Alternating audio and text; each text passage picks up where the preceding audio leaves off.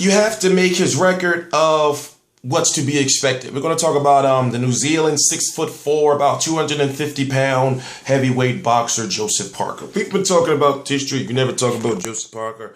He can beat Anthony Joshua. He can knock a lot of these guys out. Hey, all right. Hey. First off, we got to leave him where he's at. He only started his pro career in 2012. Right now, he's 12-0.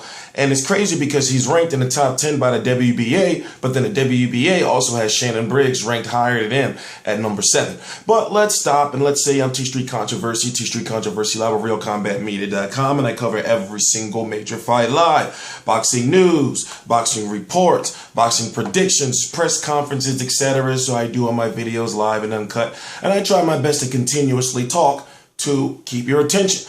So people say the heavyweight division is dead. The heavyweight division is not dead. It may be at one point in time it was. People accuse Vladimir Klitschko of fighting bombs. Well, one thing you can say is Vladimir Klitschko fights all of his mandatories. So just so happens his mandatories just so happen to be fighters of lower caliber, to where you look at guys like Joseph Parker, Tyson Fury, Anthony Joshua, Lucas Brown, Deontay Wilder, Bermane Stiverne, Chris Arreola, David Price. Yeah, you can throw him in there. Kubrat Pulev, who just was defeated. You got Amir Mansour. You even got Steve Cunningham out there. You got a heavyweight division right now that is fruitful. You got a heavyweight division right now that if you follow it on a global scale, it's good scale. It's good. You can find fights that mean something. You can find prospects that you can actually watch and watch them come up, as I'm doing Anthony Joshua, and see, by the way, he's injured, and see that, oh shit, we're going to have some good fights for Klitschko if he's still champion in the next year or so. But then you look at guys like Brian Jennings, who has a chance. You know, people say he doesn't have a chance. He has a chance.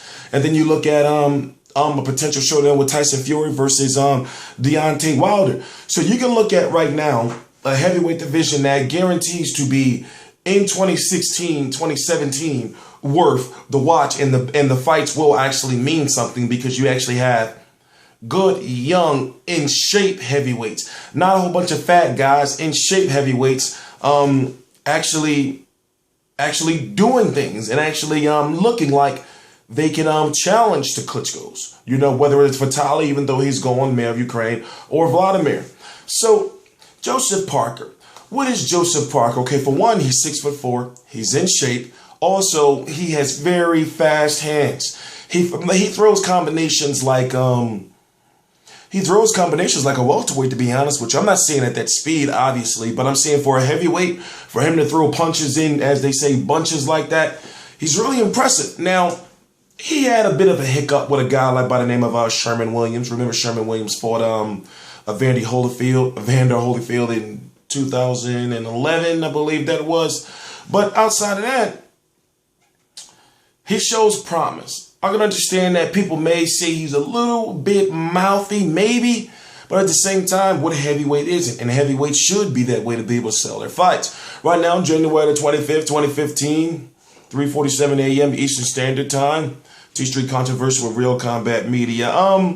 Joseph Parker has been talking a lot of Anthony Joshua trash. Now, listen. Both these young fighters are good. Anthony Joshua, if I'm correct right now, he's 10-0. Yeah, he's 10-0. No, wait, he's not 10-0 yet, is he? Am I putting when? You know what? Let me check. See, this is what I have this for. I'm sorry. I just have to check this out to make sure I'm right, because I should know his record. I should know his record. Yeah, see? 10-0 with 10 KOs. He's going to be coming back on April the 4th, but I'm going to do a separate video on him.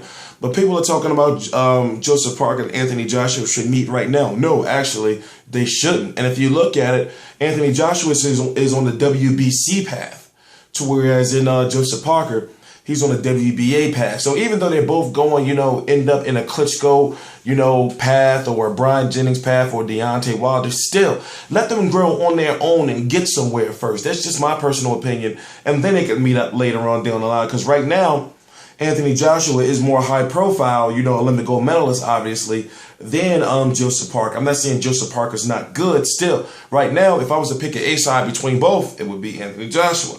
But we're going to leave that as it may. They're not going to be fighting anytime soon.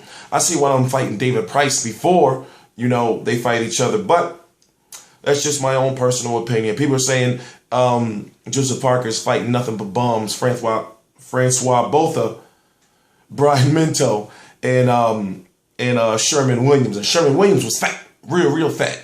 But realistically, I mean, what do you expect? He's still a prospect. So don't be too hard on him. And let's just see how it is. His next fight is going to be, I forgot what the date was, but it's going to be a guy by the name of Pettaway. Something like that. Let me check.